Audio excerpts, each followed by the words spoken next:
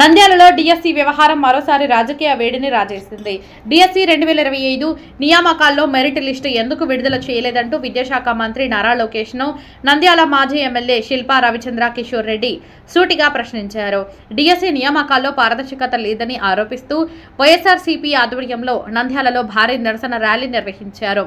వైఎస్ఆర్సీపీ అధినేత వైఎస్ జగన్మోహన్ రెడ్డి పిలుపు మేరకు చేపట్టిన ఈ ర్యాలీలో మాజీ ఎమ్మెల్యే శిల్పా రవిచంద్ర కిషోర్ రెడ్డితో పాటు మాజీ ఎంపీ పోచా బ్రహ్మానందరెడ్డి, వైసీపీ నాయకులు, యువజన విభాగం నేతలు, డిఎస్సి అభ్యర్థులు, కార్యకర్తలు పెద్ద సంఖ్యలో పాల్గొన్నారు. శిల్పా రవి నివాసం నుంచి ప్రారంభమైన ర్యాలీ శ్రీనివాస సెంటర్లోని డాక్టర్ వైఎస్ఆర్ విగ్రహం వరకు కొనసాగింది.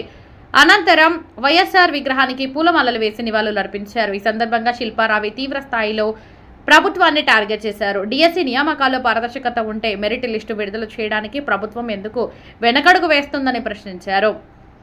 స్పోర్ట్స్ కోటాలో ఏ ప్రాతిపదికన ఏ మెరిట్ ఆధారంగా ఉద్యోగాలు కేటాయించారో ప్రభుత్వం ప్రజలకు స్పష్టంగా చెప్పాలని డిమాండ్ చేశారు. కష్టపడి ఉద్యోగాలు సాధించిన అభ్యర్థులను తాము తప్పుపట్టడం లేదని, అయితే నియామక ప్రక్రియపై అనుమానాలు నివృత్తి చేయాల్సిన బాధ్యత ప్రభుత్వానిదేనని అన్నారు. డిఎస్సి వ్యవహారానికి బాధ్యత వహిస్తూ విద్యాశాఖ మంత్రి నారా లోకేష్ తక్షణమే రాజీనామా చేయాలని డిమాండ్ చేశారు. ఇక నిరుద్యోగుల సమస్యలతో పాటు రైతుల సమస్యలపైన శిల్పా రవి ప్రభుత్వంపై విమర్శలు గుప్పించారు. శ్రీశైలం ప్రాజెక్టులో నీరు పుష్కలంగా ఉన్నప్పటికీ రాయలసీమ రైతులకు సాగు అందించడంలో ప్రభుత్వం నిర్లక్ష్యం వహిస్తుందని ఆరోపించారు. రాయలసీమ ప్రాజెక్టులకు నీటిని ఎప్పుడు విడుదల చేస్తారో ప్రభుత్వం స్పష్టం చేయాలని, రాయలసీమ లిఫ్ట్ ఇరిగేషన్ ప్రాజెక్టును త్వరితగతిన పూర్తి చేసి సీమ రైతాంగాన్ని ఆదుకోవాలని డిమాండ్ చేశారు.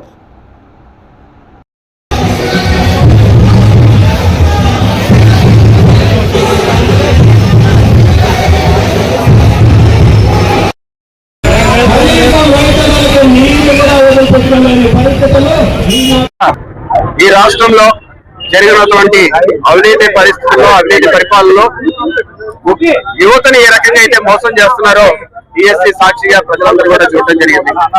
ఈరోజు సూటిగా ఒకటే ప్రశ్నిస్తున్నాం. గతంలో కూడా ఛాలెంజ్ చేశాం నారా లోకేష్ గారిని, ఇప్పుడు కూడా ఛాలెంజ్ చేస్తున్నాం. మీకు ధైర్యం ఉంటే చర్చకి సిద్ధమా అని చెప్పేసి ఆ పార్టీ నాయకులు అడుగుతున్నారు. దానికి సమాధానం ఏం చెప్తారు నారా లోకేష్ గారు అని చెప్పేసి అడుగుతాను. యువత అందరూ కూడా మెరిట్ లిస్ట్ ఎందుకు పెట్టలేదు అని చెప్పేసి ప్రశ్నిస్తున్నారు. మెరిట్ లిస్ట్ ఎందుకు పెట్టలేదో చెప్పగలిగే పరిస్థితుల్లో ఈ ప్రభుత్వం ఉందా అని చెప్పేసి నేను అడుగుతా. మంత్రి గారు ఉన్నారా అని చెప్పేసి నేను అడుగుతా ఉన్నా. మరి మెరిట్ లిస్ట్ లేకుండా ఎక్కడైనా సరే గతంలో ఉద్యోగాలు ఇచ్చిన చరిత్ర ఏ ప్రభుత్వంలో అయినా ఉందా అని చెప్పేసి ప్రశ్నిస్తున్నాం. ఈ రోజు ప్రశ్నించడమే తప్పు అన్నట్టుగా సోషల్ మీడియాను లేకపోతే వాళ్ళకి అనుకూలమైన పత్రికల్లో దుమ్మెత్తి పోస్తున్నారు తప్పితే దీని మీద ఎక్కడ కూడా సమాధానం చెప్పలేనటువంటి పరిస్థితి.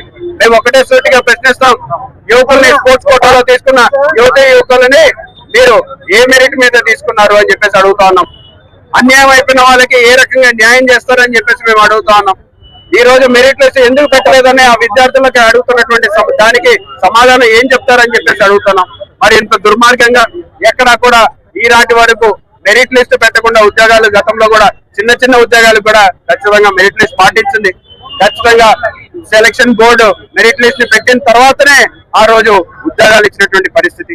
కానీ విడ్డూరంగా ఈ రోజు మెరిట్ లిస్ట్ ఎవరికి ఇవ్వకుండా ఎవరు పాస్ అయినారో తెలీదు, ఎవరు ఫెయిల్ అయినారో తెలీదు, ఒకవేళ ఫెయిల్ అయితే ఎందుకు ఫెయిల్ అయినామో తెలీదు. మరి ఇంత దుర్మార్గంగా గతంలో ఎక్కడ కూడా చూడలేదు. కాబట్టి దీన్ని ప్రశ్నించడానికి ఈ రోజు మా పార్టీ తరఫున యువతకి సంఘీభావంగా ఈ రోజు ర్యాలీ తీయడం జరిగింది. మరి యువత అంతా కూడా తలుచుకుంటే ఏం జరుగుతుందో నారా లోకేష్ గారు చూశారు, తెలుగుదేశం ప్రభుత్వం చూసింది. ఇప్పటికైనా ఆలస్యం కాలేదు. ఎవరైతే అన్యాయం అయిపోయినటువంటి విద్యార్థులు ఉన్నారో వాళ్ళకి న్యాయం చేయమని చెప్పేసి కోరుతున్నాం. ఈ రోజు మేము ఒకరిని ఉద్యోగం వచ్చిన వాళ్ళని తప్పు పట్టడంలా ఎక్కడా కూడా ఉద్యోగాలు మెరిట్ లిస్ట్ లో సాధించిన విద్యార్థులందరికీ కూడా శుభాకాంక్షలు తెలియజేస్తున్నాం. కానీ ఎవరైతే అన్యాయం అయిపోయినారో, ఎవరైతే స్పోర్ట్స్ కోటా పేరిట వాళ్ళ ఉద్యోగాల్ని దోచుకున్నారో వాళ్ళని మాత్రమే మేము ఈ రోజు వాళ్ళకి సంఘీభావంగా ఈరోజు తరలిస్తున్నాం. కాబట్టి మేము మా డిమాండ్ ఒకటే, మెరిట్ బేసిస్ మీదనే మాత్రమే ఉద్యోగాలు ఇవ్వాలి. ఎక్కడా కూడా ఉద్యోగాలు అమ్ముకునే అవకాశం ఈ ప్రభుత్వం కల్పించకూడదు. కాబట్టి ఆ రకంగా చేసేంత వరకు ఖచ్చితంగా విద్యార్థుల వైపు నుంచే ఆ గలం ఎప్పుడు కూడా వినిపిస్తూనే ఉంటాము. ఇవే కాకుండా ఖచ్చితంగా ఈ ప్రభుత్వం చేసినటువంటి తప్పిదాల మీద ప్రశ్నిస్తూనే ఉంటాము.